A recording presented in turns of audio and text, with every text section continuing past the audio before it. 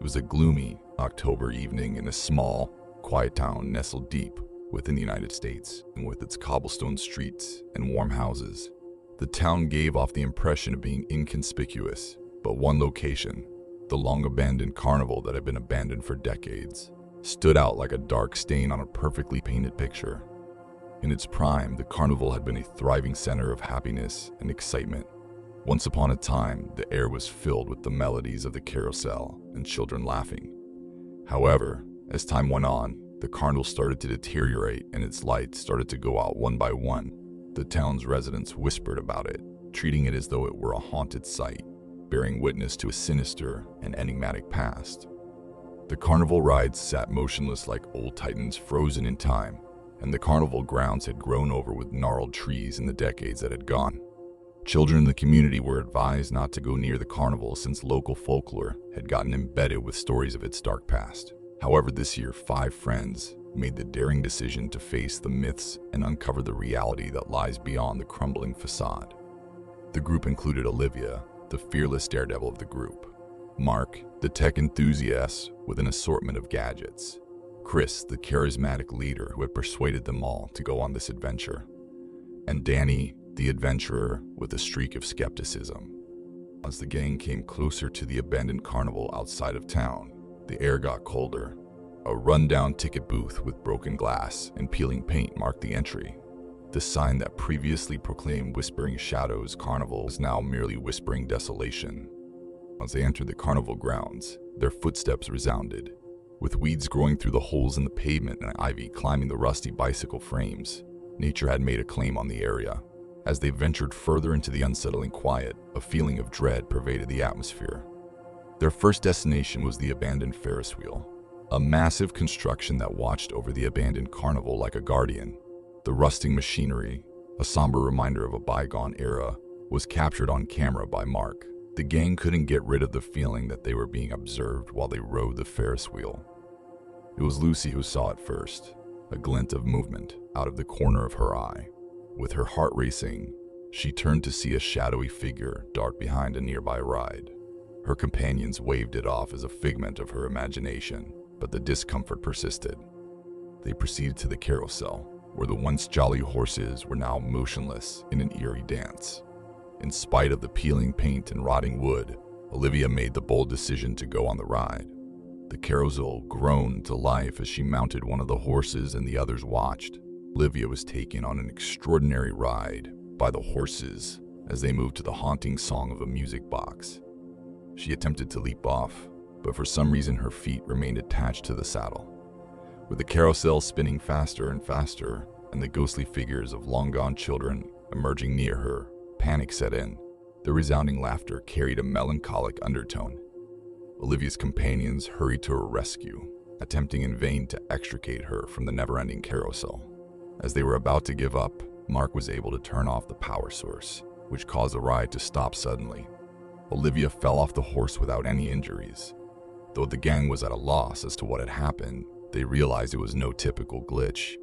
As the sun began to set, the carnival grounds became darker and illuminated with an otherworldly and unsettling light. After decades of inactivity, it was as though the carnival's spirits had returned to life. Lucy recommended that they divide up and check out the different rides in the hopes of photographing any unexplained happenings. Everybody in the group experienced a creepy experience as they spread out throughout the carnival. The skeptic Danny found himself pulled to the haunted house trip as his curiosity overcame him. He could hear children laughing in a spooky way and faint, ghostly murmurs as he entered the rundown attraction. The dimly lit passageways within appeared to go on forever. Danny experienced a sequence of unsettling scenes, each more unsettling than the last, and his heart raced. Horrible mask-wearing mannequins appeared to come to life as eerie beings crept into the edges of his vision. Mark, in the meantime, made the decision to explore the funhouse since he thought it would be a fantastic addition to their adventure film.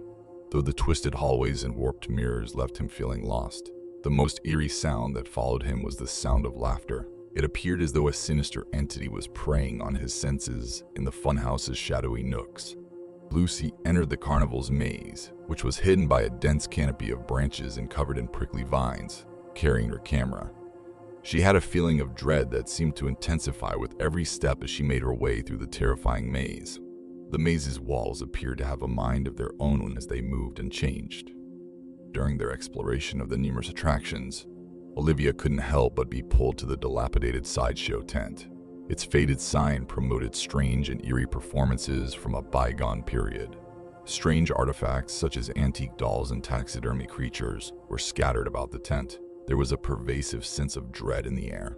A faded velvet pillow held a dusty crystal ball that captivated her attention. The room grew colder, and the crystal ball took on unsettling, unearthly glow as she stretched out to touch it. Olivia felt her heart race as more and more scary, ghostly apparitions appeared in the room. She felt as though the ghosts of the last carnival were attempting to speak with her.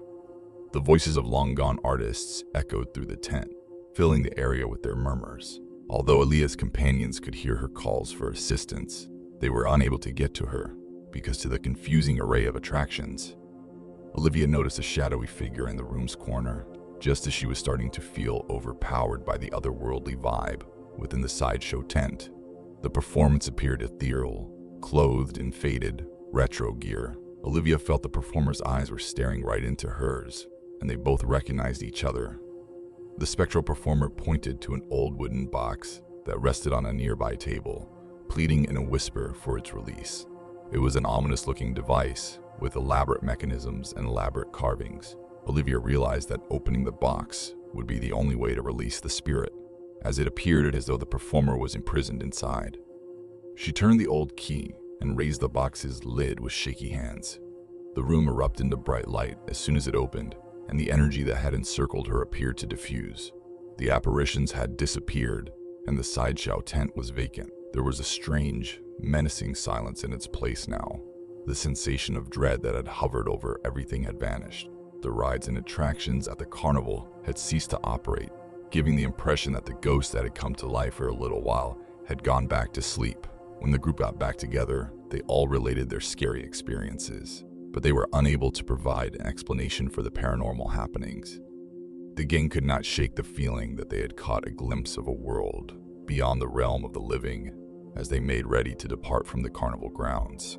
The community had long since forgotten about the carnival, but it still contained mysteries beyond comprehension, and they had witnessed a paranormal event that left them with more questions than answers. The full moon created an eerie glow over the carnival grounds as they returned to the town center, giving the impression that ghosts from the past still lurked there. The abandoned carnival would always be a place of mystery and magic, a sign that worlds beyond our comprehension lie ahead to be discovered. The group understood that while the Whispering Shadows carnival narrative would live on in the town's mythology, the truth they had discovered would always belong to them. It was an adventure into the unknown, a supernatural story, and a night that would linger in their memory forever.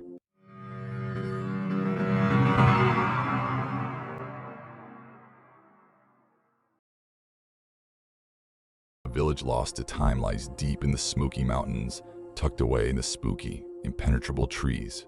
Beneath its quaint exterior lay a sinister mystery, hence the moniker Shadows Hollow. This sleepy little community gained notoriety for its peculiar and eerie Halloween custom. Residents and visitors alike would come together for an unforgettable evening of spine-tingling fear. Every October, our narrative starts on a brisk October morning when Sarah, a young journalist driven by her desire to solve mysteries, made the decision to look into the local folklore in Shadows Hollow. Equipped with her camera and journal, she embarked on an expedition that would test her convictions on the paranormal.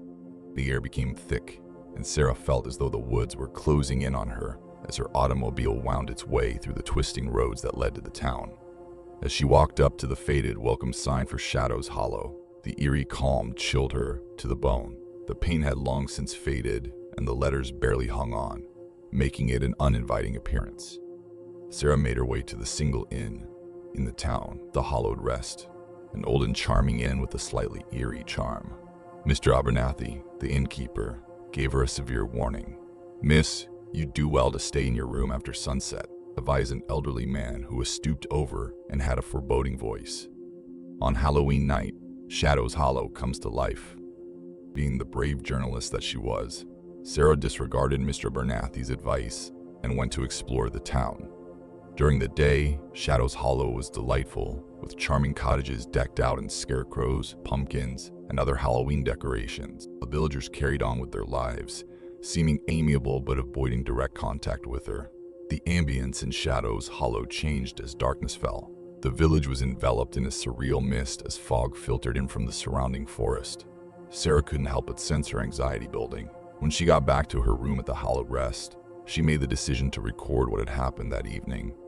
She awaited the stroke of midnight, her camera ready and notebook in hand. A church bell in the distance disturbed the eerie calm. It was already midnight, and Shadows Hollow had undergone an eerie change. Sarah observed the villagers outside her window dressed in strange costumes, ranging from twisted clowns to terrifying ghosts. They gathered in the dimly lighted town square, beneath the flickering glow of a foreboding blaze. The villagers started to dance around the fire, acting as though they were controlled by a sinister force due to their peculiar and odd actions. The bonfire's flames danced in answer to their incomprehensible chants, creating spooky shadows on the ground. Sarah was astounded by what she saw. She had never seen anything like it before. She was beginning to believe that things couldn't get any stranger. A figure appeared out of the trees. It was Mayor Blackwood of the town. He had on a mask that looked like a raven and was clad in a dark black robe. He led the chant, "In the darkness we thrive, in the shadows we hide," in a voice that made Sarah shudder. "Let Shadows Hollow spirits rise." The ground beneath the flame cracked as the villagers carried out their unsettling rite, exposing a hidden, old trapdoor. Mayor Blackwood and the other townspeople went down into the abyss below. Despite the gnawing feeling of fear, Sarah chose to follow them because of her voracious curiosity. Under a passageway beneath the surface was a maze of cramped, poorly lit tubes. Sarah had to walk carefully so as not to wake anyone as she followed the villagers. They carried her farther down into the soil, where the quiet got more deafening and the air grew colder. At last, they reached a room that was completely different from anything Sarah had ever seen. The underground amphitheater was fashioned from the rock itself, and the walls were decorated with elaborate sculptures and ominous symbols. An old leather-bound book was propped up on a stone altar in the middle of the room. And with the crowd gathered around him, Mayor Blackwood walked up to the altar. He flicked open the book and started reciting an incantation that chilled Sarah to her core. The words were in a language she could not comprehend, yet she could not deny their evil intent. The shadows in the chamber started to move as the chant went on, swirling and combining into a dark, ethereal figure. Sarah was horrified to see the shape take shape and its eyes blaze with an unusual light. It was an entity that belonged in the realm of the dead, a creature from the lowest depths of the paranormal. The locals appeared to be pledging the creature their loyalty, completely unaware of Sarah's presence. The creature gave them sinister gifts in exchange, giving them terrifying abilities that went against the rules of nature. Sarah was aware that she needed to flee, but the tunnels were confusing, and the villagers were now deeply involved in their evil communion with the monster. She went back and tried her hardest to recall how to get to the surface. She could hear the ominous laughter and chanting become softer as she navigated the twisting passages.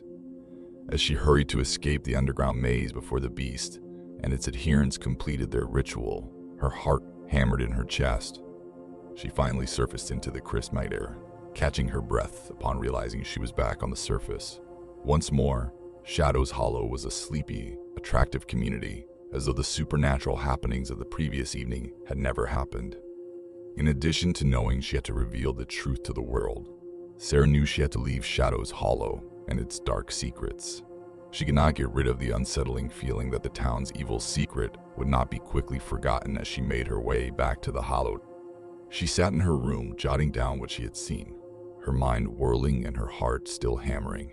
She had to tell everyone about her experience and expose the horrifying reality about Shadows Hollow. She had no idea, though, that revealing the town's dark truth would not come without repercussions. A chilly knock at her door interrupted her as she was about to gather her belongings and head out. The innkeeper, Mr. Abernathy, was there, and he had a worried expression on his face.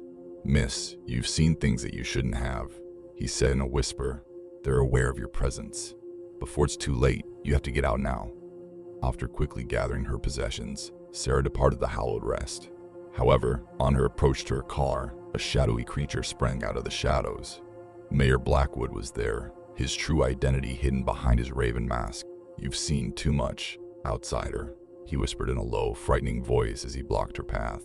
"With your wisdom, you will not depart from here." The citizens of the town, now transformed and endowed with evil forces, encircled Sarah before she could respond. The evil creature she had seen in the subterranean room loomed in the background, its eyes blazing with an ungodly brightness, trapping her. Before everything went dark, Sarah's final glimpse of Mayor Blackwood's mask was a menacing smile. She was stuck in a state of perpetual fear, imprisoned in the mysteries of Shadows Hollow as the world vanished. And as for the town itself, well, it stayed hidden from the outside world, carrying on its spooky Halloween customs, and no one dared to explore its depths. Shadows Hollow persisted as a location where the macabre and the supernatural collided, making it impossible to distinguish between the living and the dead. The haunting occurrences in Shadows Hollow persisted, concealing a sinister secret deep within the Smoky Mountains, only waiting for a naive individual to uncover its terrifying riddles. The story of a journalist was also permanently blocked by the evil entities that called Shadows Hollow.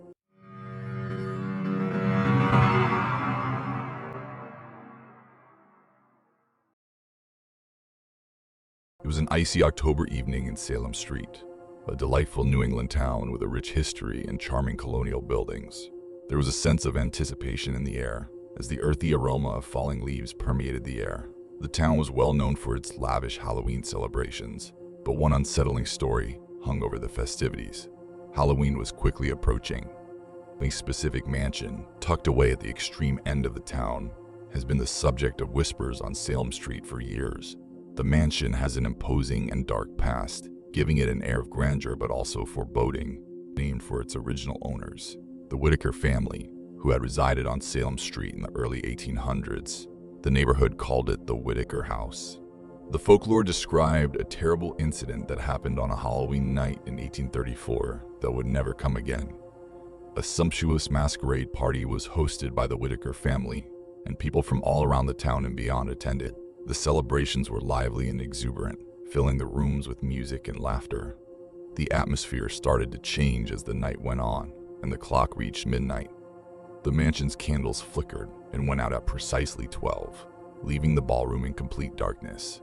A scream as cold as stone split the air, and when the mansion's opulent chandelier was relit, blood dribbled from it. The family's small daughter, Abigail Whitaker, was discovered dead on the ballroom floor, her body severely disfigured in the middle of the horrific scene. The people in the town were appalled, and Salem Street was enveloped in darkness. It was rumored that the Whitaker house was cursed for eternity, and that odd and evil things kept happening to the estate ever since. Locals spoke of cries that reverberated through the night, of shadowy figures dancing in the moonlight, and of strange, ghostly lights flickering in the windows at night. The story of the Whitaker house usually took center stage as Halloween drew near. However, a group of Pauls made the decision to test the old stories this year. Their goal was to stay overnight in the mansion and learn the truth about the events of that fateful Halloween night in 1834. Mike, the tech-savvy guy with an assortment of gadgets. Diana, the bold and adventurous soul. Alex, the evening's master of ceremonies. Chris, the skeptic and the group's voice of reason. Amy, the curious historian with a fondness for ghost stories. They had an easy strategy.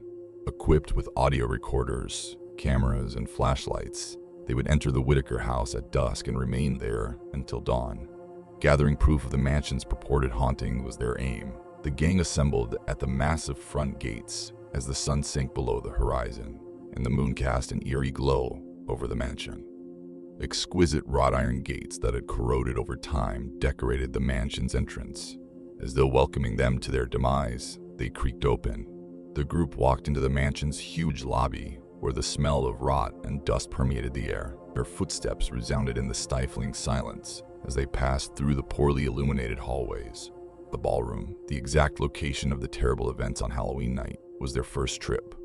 The room was large and luxurious, with a polished oak floor that had seen better days, faded wallpaper, and elaborate chandeliers. There was a veil of dust over the grand piano that lay in one corner.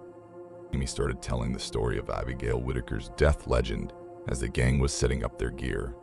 Her comments lingered in the air, and they became uneasy. With a flashlight in hand, Alex lit up the area as Mike's cameras began to record every inch of the space. Nothing unusual happened throughout the course of the hours. After a while, the group's enthusiasm faded and some started to question the veracity of the account. A chill suddenly swept through the room as they prepared to call it a night when the grand piano in the corner started to play on its own. The eerie tune filled the air, causing the gathering to gasp and freeze in place. A music that sounded like it belonged in another period was played by the keys with unsettling accuracy. The piano keys ceased, and the room became quiet as Deanna muttered, "Is anyone here?" Unto the gloom. The gang, stunned and not sure what had transpired, made the decision to head to the mansion's higher floors. The air grew colder, and the sense of being watched intensified as they climbed the creaking stairs. When they got to the second story, they discovered a network of connected rooms, with faded Whitaker family photographs hanging on the walls and antique furniture covered in dusty blankets. Each one was more eerie than the last. The group experienced a deep sadness that seemed to come from the mansion's walls. Their investigation of the upper levels was interspersed by strange happenings. Doors would automatically close, ghostly whispers would permeate the hallways, and shadows would dart across the edges of their field of view. With every unsettling experience, the group's doubts diminished, and it became more and more obvious that the Whitaker house legend was true. They found an antique vanity in one room that was covered in old Whitaker family photos. They saw a striking similarity between the portraits and the shadowy figures they had seen all about the estate as they studied the photos. It seemed as if the spirits of the past were still there, trapped within the walls of the home. And Deng made the decision to head to the attic, their last frontier of investigation, as the night went on. The most eerie area of the estate, according to rumors, was the attic, where Abigail Whitaker's ghost was claimed to have made her home. The attic had a maze of misplaced artifacts and recollections. The smell of musty old books and moth-eaten clothes filled the air. Through the use of their flashlights, the group discovered a variety of old clothing, creepy porcelain dolls that appeared to be watching them every step, and antique toys. Amy stepped up to an ancient wooden chest that was covered in cobwebs and felt a profound connection to history. She opened it with shaky hands and found a treasure mine of letters and diaries that had formerly belonged to the Whitaker household. The group was taken back to the 19th century when she started reading the letters. The letters described the Whitaker family's life and the occasions leading up to that fateful October 31st, 1834. It was a story of treachery, jealousy, and love. Although her parents had banned it, Abigail Whitaker had fallen in love with a young guy from the town that very Halloween night. Tragedy struck as she was about to elope with her beloved. The Whitaker family was palpable to the gathering as they read through the letters more closely. It was as like they were living through old times. The temperature plummeted to a bone-chilling level as the attic filled with an unearthly force. The group had found others. Abruptly, a spectral form appeared in front of them. It was the ghost of Abigail Whitaker, a white gown adorning her ghostly body. Her eyes were filled with an unspeakable grief, and she was both beautiful and sorrowful. She extended her hand toward Amy, feeling a chilly, spectral touch as it went through her. The party was in complete amazement as Abigail's spectral presence wandered about the attic in a hauntingly real manner. As she wandered about the room, her shape appeared and disappeared, seemingly in an attempt to communicate. "Abigail, what happened to you on that Halloween night?" a tearful Amy whispered. In response, the gang noticed a hidden compartment in the attic, which Abigail's ghostly figure pointed out to them. They discovered a blood-stained dress that Abigail had on the evening before she passed away inside. It was a menacing artifact from the past, a quiet reminder of the misfortune she had experienced. The gang was aware that they had to leave the estate, but as they approached the door, they encountered a terrifying surprise. The Whitaker house doors crashed shut, and a dense, unbreakable gloom descended from the windows. There was no way out of the situation they were in. A chorus of murmurs appeared to surround the group as they anxiously looked for a way out. The air was getting colder by the second, and the voices were full of agony and despair.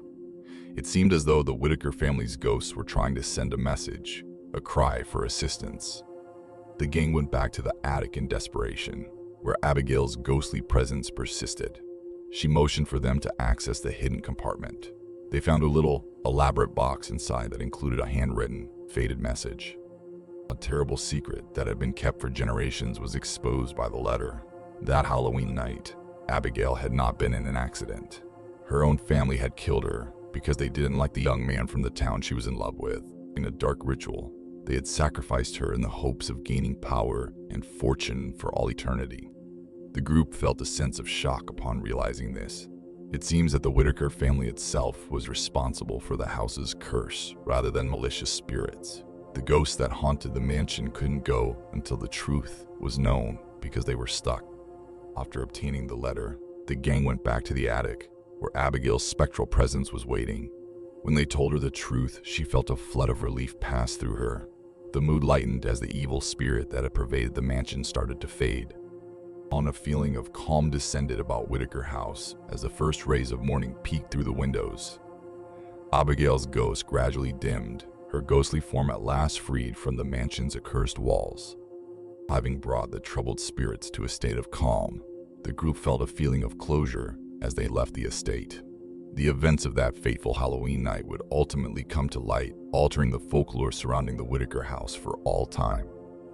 However, they couldn't get rid of the sensation that Salem Street, the town, had more mysteries than they could possibly discover as they stood outside the mansion. Whitaker House's actual history was only a single chapter in a novel full of secrets that needed to be solved. The sun was rising in the sky as they walked back toward the town, creating shadows that seemed to go on forever. Salem Street, a site where folklore and history converged, and the distinction between the living and the dead was ever fleeting, would always be haunted by the ghosts of its past. The experience would remain with the group that had ventured to stay overnight in the Whitaker house, leaving them with a disturbing recollection of a Halloween they would never forget.